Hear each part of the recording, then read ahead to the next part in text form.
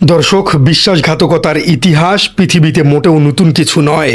রোমক সম্রাট Julius caesar থেকে শুরু করে বাংলার নবাব সিরাজউদ্দৌলা, ইতিহাস বারবার সাক্ষ্য দেয় ক্ষমতাবানদের পতন বেশিরভাগ সময়ই বাইরের শত্রুর হাতে হয় না, বরং পতন ঘটে অত্যন্ত কাছের এবং সবচেয়ে বিশ্বস্ত মানুষের হাতে। ঠিক এমন এক অবিশ্বাস্য এবং সিনেমেটিক এবং রোমহর্ষক এক বিশ্বাসঘাতকতার শিকার হয়ে এবার ভিন দেশের কারাগারে বন্দী হলেন পতিত সরকারের সবচেয়ে বড় প্রতাপশালী এবং দুর্ধর্ষ সাবেক পুলিশ কর্মকর্তা বেনজির আহমেদ। যে মানুষটির পাতা নিখুঁত আইনি এবং বেআইনি জালে একসময় দেশের অসংখ্য রাজনৈতিক নেতা এবং সাধারণ মানুষ আটকা পড়েছে, সেই মানুষটি কিনা শেষমেশ নিজের অত্যন্ত ঘনিষ্ঠ এক বন্ধুর পাতা অতি সাধারণ এক ফাঁদে পা দিয়ে দুবাই পুলিশের হাতে ধরা পড়লেন। কিন্তু কিভাবে ঘটল এই নাটকীয় ঘটনা, আর কেনই বা তার সবচেয়ে কাছের বন্ধু তাকে পুলিশের হাতে তুলে দিলেন? আর সবচেয়ে বড় প্রশ্নটি হলো, আন্তর্জাতিক আইনের নানা মারপ্যাচ পেরিয়ে ঠিক কোন প্রক্রিয়ায় তাকে বাংলাদেশের মাটিতে ফিরিয়ে আনা হচ্ছে? রাজনীতির পেছনের অজানা গল্প, আন্তর্জাতিক আইন এবং কূটনীতির সেই জটিল সমীকরণগুলো আজকের এই মেগা বিশ্লেষণে একদম সহজ ভাষায় তুলে ধরা হবে। দর্শক, ঘটনার শুরু 12 জুন। অন্যান্য দিনের মতোই সংযুক্ত আরব আমিরাতের দুবাইয়ে নিজের বাসভবনে পরিবারের সাথে সময় কাটাচ্ছিলেন আত্মগোপনে থাকা বেনজির আহমেদ। বিপুল পরিমাণ অবৈধ সম্পদ এবং বিদেশে বিনিয়োগ থাকার কারণে দুবাইয়ের বিলাসবহুল জীবনযাপনে তিনি হয়তো নিজেকে সম্পূর্ণ নিরাপদ ভাবছিলেন। হঠাৎ তার মোবাইল ফোনটি বেজে ওঠে। ফোনের অপর প্রান্তে ছিলেন তার অত্যন্ত ঘনিষ্ঠ একজন বন্ধু এবং দীর্ঘদিনের ব্যবসায়িক সহযোগী, যিনি চট্টগ্রামের একজন সাবেক সংসদ সদস্য। ফোনে বন্ধুটি অত্যন্ত স্বাভাবিক এবং গুরুত্বপূর্ণ স্বরে বেনজিরের বাসার পাশের একটি অভিজাত শপিং মলে দেখা করার জন্য ডাকেন। বন্ধুর এই ডাকে বিন্দুমাত্র সন্দেহ করার কোনো কারণ ছিল না বেনজিরের, কিন্তু শপিং মলে পা রাখতেই বেনজিরের চোখের সামনে যেন পুরো পৃথিবী উল্টে যায়। সেখানে বন্ধুর সাথে চায়ের আড্ডার বদলে তার জন্য অপেক্ষায় ছিল দুবাই পুলিশের একটি চৌকস দল। মুহূর্তের মধ্যেই তাকে আটক করে থানায় নিয়ে যাওয়া হয়। বেনজির পরিবারের এক সময়ের স্টাফ অফিসারদের দেওয়া তথ্য অনুযায়ী গ্রেপ্তারের ওই চরম মুহূর্তে দুবাই পুলিশের সাথে সেই সংসদ সদস্যের নিজস্ব লোকজনও সেখানে উপস্থিত ছিল। কিন্তু হঠাৎ করেই কেন এমন বিশ্বাসঘাতকতা? বেনজিরের মতো একজন ধুরন্ধর এবং সাবেক পুলিশ কর্মকর্তা কিভাবে এত সহজে বোকা বনে গেলেন? আন্তর্জাতিক গণমাধ্যম এবং দুবাইয়ের স্থানীয় সূত্রগুলোর তথ্য বিশ্লেষণ করলে এক চাঞ্চল্যকর তথ্য বেরিয়ে আসে। জানা যায়, দুবাই পুলিশের কাছে বেনজিরের বিরুদ্ধে স্থানীয় কোনো মামলা ছিল না। বাংলাদেশ পুলিশ ইন্টারপোলের মাধ্যমে যে রেড নোটিশ জারি করেছিল, সেটি সম্পূর্ণ ব্যক্তিগত উদ্যোগে দুবাই পুলিশের হাতে তুলে দিয়ে এই আটকের নাটক সাজিয়েছে খোদ ওই সংসদ সদস্য বন্ধুই।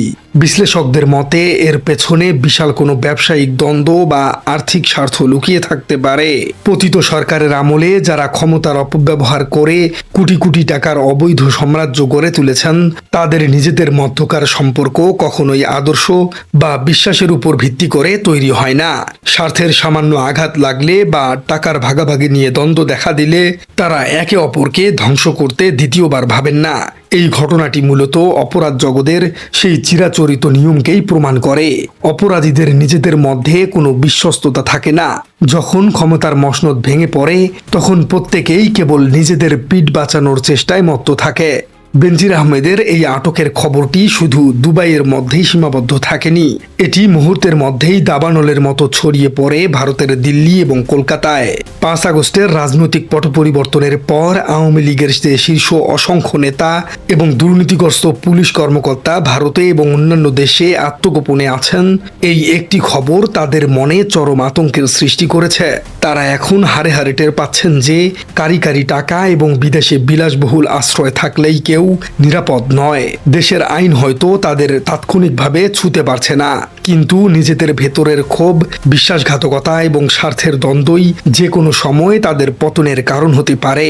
বেনজিরের মতো একজন প্রতাপশালী ব্যক্তি যদি নিজের বন্ধুর দ্বারা এমনভাবে বিক্রি হয়ে যেতে পারেন, তবে আত্মগোপনে থাকা অন্যান্য পালাতকদের জন্য এটি এক বিশাল অশনি সংকেত। এটি পালাতক স্বৈরাচারী গোষ্ঠীর মনস্তাত্ত্বিক ভিত্তিকে সম্পূর্ণভাবে ঘুরিয়ে দিয়েছে। দর্শক, বেনজির তো ধরা পড়লেন, কিন্তু এবার তাকে দেশে ফেরানো হবে কিভাবে? সাধারণ মানুষের মনে সবচেয়ে বড় প্রশ্ন এখন এটি, কারণ অনেকেরই জানা আছে যে সংযুক্ত আরব আমিরাতের সাথে বাংলাদেশের সরাসরি কোনো এক্সট্রাডিশন ট্রিটি বা বন্দি বিনিময় চুক্তি নেই।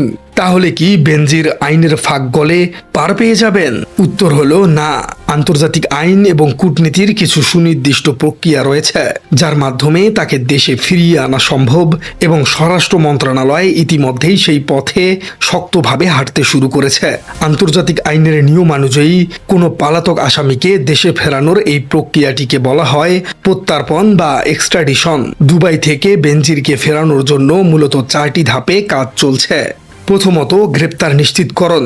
গত 12 জুন সংযুক্ত আরব আমিরাতের স্বরাষ্ট্র মন্ত্রণালয়ের অধীনস্থ ন্যাশনাল সেন্ট্রাল ব্যুরো আবুধাবি আনুষ্ঠানিকভাবে এনসিবি ঢাকাকে ইমেইলের মাধ্যমে বেনজিরের গ্রেপ্তার এবং তাদের হেফাজতে থাকার বিষয়টি নিশ্চিত করেছে। এটি প্রত্যার্পণ প্রক্রিয়ার প্রথম এবং সবচেয়ে বড় আইনি বিজয়। দ্বিতীয় বিষয়টি হলো আইনি নথিপত্র প্রস্তুত করা। কোনো দেশকে যখন অন্য কোনো দেশের কাছে আসামিকে হস্তান্তরের অনুরোধ করতে হয়, তখন সেখানে নিরেট প্রমাণ দাখিল করতে হয়। দুর্নীতি দমন কমিশন অর্থাৎ দুদক এবং স্বরাষ্ট্র মন্ত্রণালয় ইতিমধ্যে বেনজিরের বিরুদ্ধে থাকা জ্ঞাত আয় বহির্ভূত সম্পদ অর্জনের মামলা, মানি লন্ডারিং এর নিখুঁত প্রমাণ এবং গ্রেপ্তারি পরোয়ানা সহ যাবতীয় আইনি নথিপত্র প্রস্তুত করেছে। এবং তৃতীয় বিষয়টি হলো প্রত্যার্পণে আনুষ্ঠানিক আবেদন। সংযুক্ত আরব আমিরাতের ফেডারাল নাম্বার 39-এর আইনি বিধান অনুযায়ী গ্রেপ্তারের ঠিক 30 দিনের মধ্যে কূটনৈতিক চ্যানেলের মাধ্যমে আনুষ্ঠানিক প্রত্যার্পণ আবেদন বা এক্সট্রাডিশন রিকোয়েস্ট জমা দিতে হবে। পররাষ্ট্র মন্ত্রণালয় অত্যন্ত দ্রুততার সাথে এই প্রস্তাবটি আমিরাত সরকারের কাছে পাঠানোর প্রস্তুতি নিচ্ছে। চতুর্থ বিষয়টি হলো দ্বিপাক্ষিক সমন্বয় এবং আইনি সহায়তা। সরাসরি চুক্তি না থাকলেও জাতিসংঘ দুর্নীতি বিরোধী কনভেনশন UNCAC এর সদস্য হিসেবে মিউচুয়াল লিগ্যাল অ্যাসিস্ট্যান্স বা পারস্পরিক আইনি সহায়তার আওতায় দুই দেশ কাজ করতে পারে। এনসিবি ঢাকা এবং এনসিবি আবুধাবির পারস্পরিক সহযোগিতা এবং উচ্চ পর্যায়ের কূটনৈতিক যোগাযোগের মাধ্যমেই বেনজিরকে দেশের মাটিতে ফিরিয়ে আনা হবে। পারিবারিক সূত্রে জানা গেছে 16 জুন দুবাইয়ের একটি আদালতে বেনজিরের জামিন আবেদন নিয়ে শুনানি হতে পারে। নিজেকে রক্ষা করার জন্য তিনি বিপুল পরিমাণ অর্থ খরচ করে দুবাইয়ের শীর্ষস্থানীয় আইনজীবী নিয়োগ করেছেন। ঘটনার পরপরই তার পরিবার স্থানীয় থানায় আপোষ মীমাংসার চেষ্টা করলেও তা সফল হয়নি। আন্তর্জাতিক আইন বিশেষজ্ঞদের মতে ইন্টারপোলের রেড নোটিশ এবং বাংলাদেশ রাষ্ট্রের আনুষ্ঠানিক প্রত্যার্পণ প্রক্রিয়ার মুখে একজন পলাতক আসামির ভিন দেশে জামিন পাওয়া প্রায় অসম্ভব একটি বিষয়। দেশে ফিরে আসার পর বেনজিরের বিরুদ্ধে ঠিক কি ধারায় বিচার হতে পারে? শুধু কি দুর্নীতির মামলায় তার জন্য অপেক্ষা করছে? মোটেও না। আইনজ্ঞদের মতে দেশে ফেরার পর তাকে বহুমুখী আইনি কাঠগড়ায় দাঁড়াতে হবে। প্রথমত, দুর্নীতি দমন কমিশন আইন 2004 এবং মানি লন্ডারিং প্রতিরোধ আইন 2012 অনুযায়ী অবৈধ সম্পদ অর্জন এবং অর্থ পাচারের জন্য দীর্ঘমেয়াদী কারাদণ্ডের বিধান রয়েছে।